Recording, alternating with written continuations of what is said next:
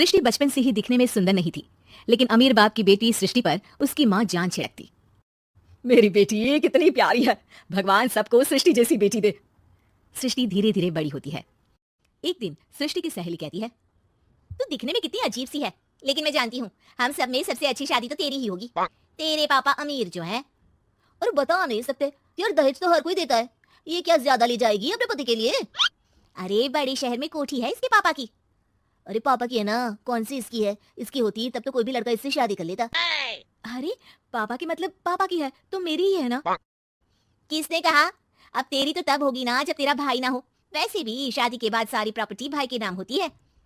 सृष्टि समझ जाती है कि उसे किसी भी हालत में माँ बाप की सारी प्रॉपर्टी को अपने नाम करना है, लेकिन कैसे? एक दिन सृष्टि का भाई शीनू कहता है, बहन क्या कर रही है? तुझसे एक बात करनी है। अरे हाँ हाँ करना, मैं तो तेरी बहन हूँ। बहन मेरी लाइफ में ना एक लड़की है, बहुत अच्छी है। मैं सोच रहा हूँ माँ और पापा से बात करूँ शादी के लिए। सृष्टि को समझ में आ जाता है कि भाई की शादी होते ही भाभी उसे एक दिन भी घर में बर्दाश्त नहीं करेगी। क्या बात है भाई, बताना कौन है वो? यार वो बहुत अच्छी लड़की है, पढ़ी लिखी है, मेरे साथ जॉब भी करती है, बस एक प्रॉब्लम है। हाँ प्रॉब्लम? क्या प्रॉब्लम है भाई? यार वो शादीशुदा है, लेकिन उसके पति ने उसे सिर्फ इसलिए छोड़ दिया क्योंकि उसके माँ बाप दहेज नहीं दे पाए। सृष्टि ये सुनकर न जाने क्यों खुश हो जाती है। अरे भाई तो क्या हुआ, लड़की तुझे तो पसंद है ना? शीनू को लगता है कि बहन उसे समझ रही है। वो इस बात से अनजान होता है कि उसकी बहन की मंशा पूरा घर हड़पने की है। सृष्टि अपनी माँ से कहती है, मम्मी मुझे तो बहुत चिंता है, पता है शीनू क्या कर रहा है? अरे क्या कर रहा है, वो तो काम पर जाता है और वापस घर आता है। नहीं ना माँ, वो यही तो नहीं कर रहा, बाकी सब कर रहा है। आपको पता है उससे प्यार है, और वो भी एक शादीशुदा लड़की से। ये क्या हो गया? मैं सोसाइटी में क्या मुंह दिखाऊंगी? अरे तेरे पापा तो यही कहेंगे कि मैंने ही उसे बिगाड़ दिया है। माँ देखो मेरी बात मानो, पापा पर भी विश्वास करने की जरूरत नहीं है। अब आप ही बताओ, पापा इतनी देर घर के बाहर रहते हैं क्यों, बोलो? अरे बेटा वो तो नौकरी करते हैं ना। तू बहुत भोली है माँ, पापा का ऑफिस तो 7 बजे खत्म हो जाता है, लेकिन देखो कितनी देर से आते हैं। अरे नहीं नहीं बेटा, ऐसी कोई बात नहीं है। सृष्टि माँ को एक औरत से बात करते पिता की फोटो दिखाती है। देखो माँ कैसे हैं पापा, मैं ना कहती थी कि पापा सही नहीं है। मैं तेरे पापा से बात करूंगी, दे फोटो मुझे।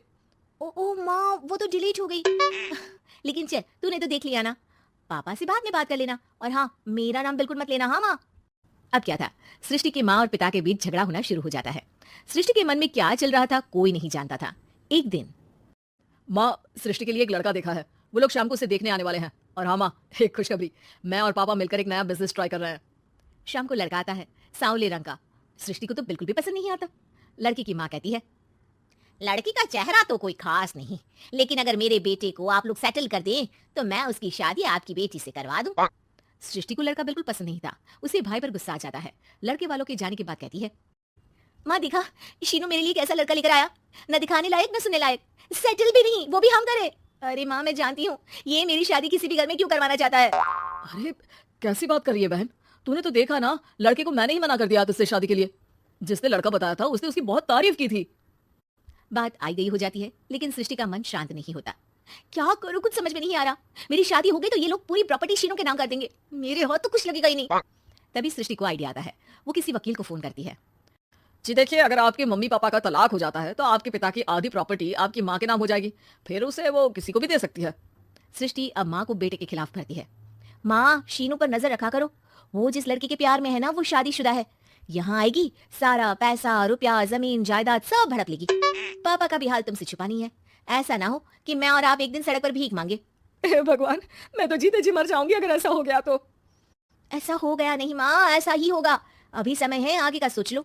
मैं तो कहती हूँ पापा से आधी प्रॉपर्टी लेकर अलग हो जाओ। पापा की आधी प्रॉपर्टी भी हम लोगों को अगर मिल जाती है ना तो अगले 7 जन्म सफल समझो। बेचारी माँ बेटी के कहने पर पति से तलाक लेकर अलग हो जाती है। सृष्टि अब पैसों से गाड़ी और अपने दूसरे महंगे शौक पूरे करने लगी। उसके दोस्त भी उसके पैसे इस्तेमाल करते हैं। सृष्टि कल तुम कहाँ थी?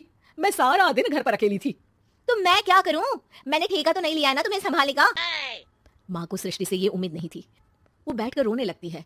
वहीं उसका पति यानी कि सृष्टि के पिता आ जाते हैं। मैं जानता था कि तुम्हारा यही हाल होगा, तो आपने मुझे रोका क्यों नहीं? मैं रोकता तो तुम रुकती क्या? सृष्टि के कहने पर तुमने मुझ पर अपने बेटे पर शक किया, लेकिन तुम ये भूल गई कि कैसे हम दोनों ने मिलकर जीवन में इतना सब खड़ा किया। माँ पति के गले लग जाती है। मुझे माफ कर दीजिए, मैंने आपकी कमाई का एक बड़ा हिस्सा गवा दिया।